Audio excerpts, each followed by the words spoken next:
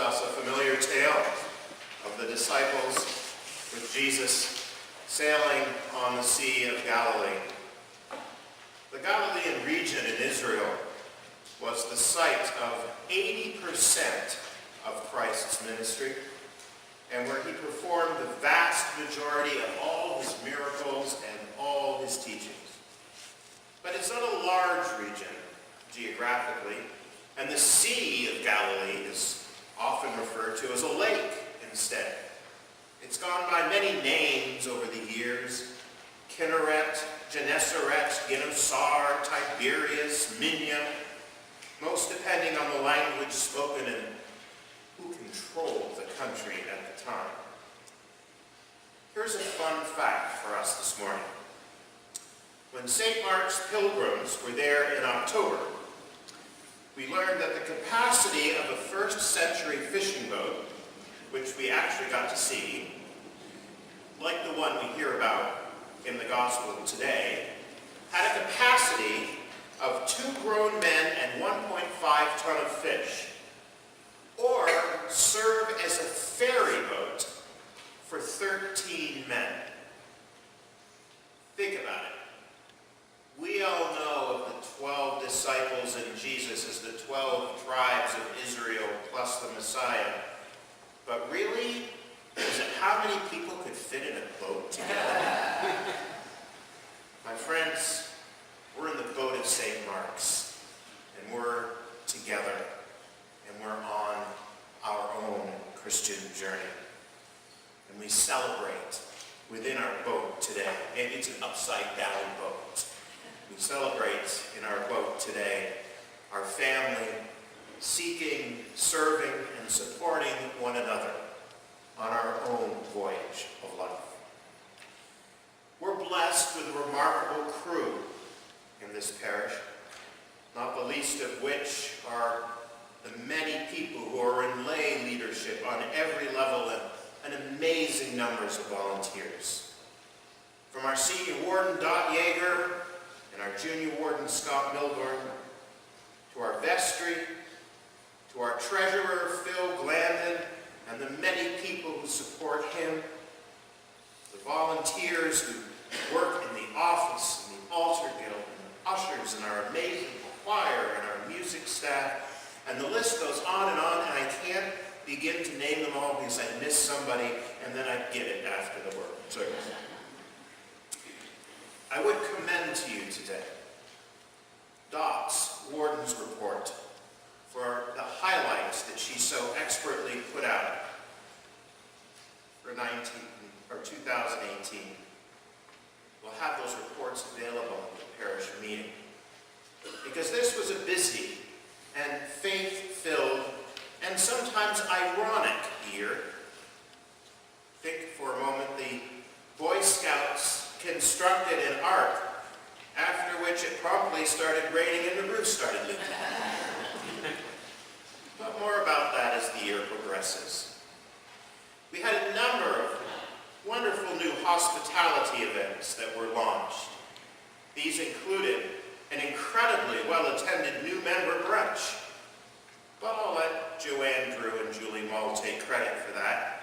Please read their report as well. During Lent, we tried live streaming morning prayer on Wednesdays from the Chapel of Reconciliation. And who would have thought it would be so well received? And so this experiment is going to continue again this year at 8 o'clock on Wednesday mornings during Lent. Log on to Facebook and we'll be live from the chapel. Our music program continues to thrive. A wonderful choir, a wonderful staff, and you can go to the details in Matthew Bester's excellent report as well. This year, St. Mark's became the base camp for the junior explorers of Upper Arlington. So many people have commented on how wonderful it is to see running all about the church, bringing life to our building when we're not here on Sunday morning. The junior explorers Explorers are usually here in early morning and late afternoon, and midday can be out on explorations of the zoo, or the park, or the library, or many other places about our community. Several of our church families participate in their programs, and some of these explorers come to our Wednesday evening program. You can see Christopher's report for that.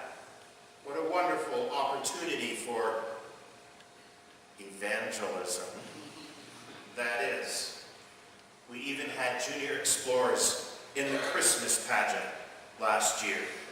That was a near record number of participants, thanks to Laura Skaraki and Irina Reed. And you can read the formation report as well for detail.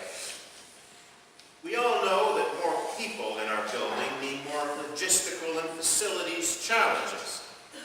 Yet with patience, we work on each challenge as they present themselves, kind of like we do in life. 2008 was also a year of profound loss for us. Our beloved deacon, Joe Maynard, left us after bravely facing, as C.S. Lewis would say, her last battle. She joins dear Joy Sargent and a large number of other parishioners whom our hearts remember fondly and are now in the nearer presence of their Lord. Losses are hard. They challenge us in unexpected ways. In tabulating our parish records this year, it was difficult to look back over the last decade and see the attendance numbers at St. Mark's just take a gradual little dip. In 2018, we can truly, given the timing of events, blame it on a hard winter. Yet standing in the Memorial Garden this past week, I contemplated the number of faithful souls I have buried since coming to St. Mark's.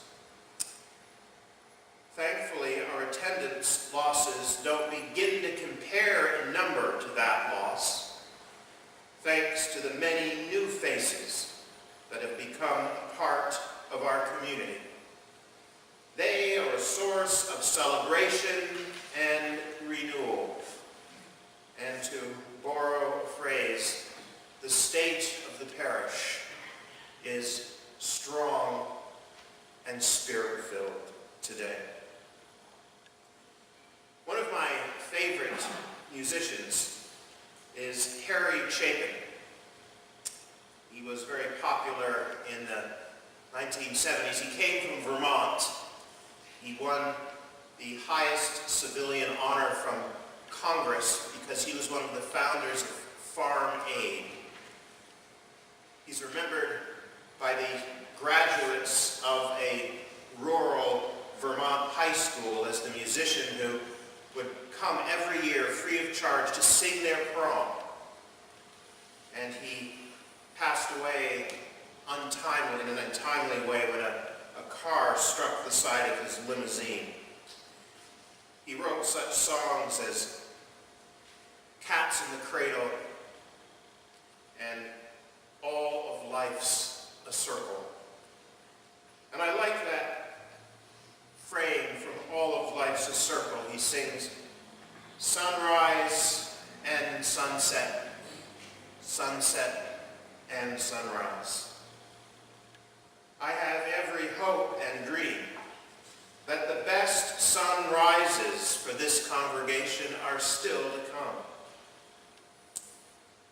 Phil Glandon, our treasurer, will give his report at the annual meeting and tell us about an incredibly generous bequest that literally has just arrived at St. Mark's.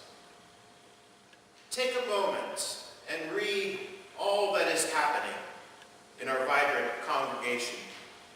Enjoy the wonderful hospitality as we gather for brunch after the service.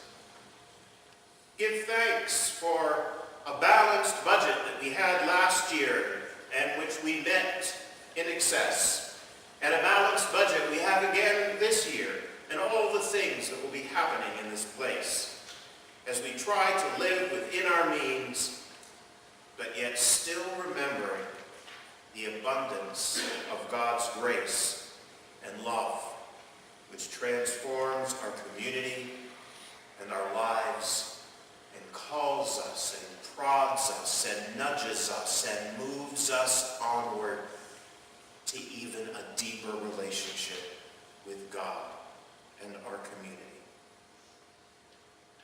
I look forward to serving another year as your rector and wish you safe and blessed sailing as the disciples of St. Mark's within the boat of life together in 2019.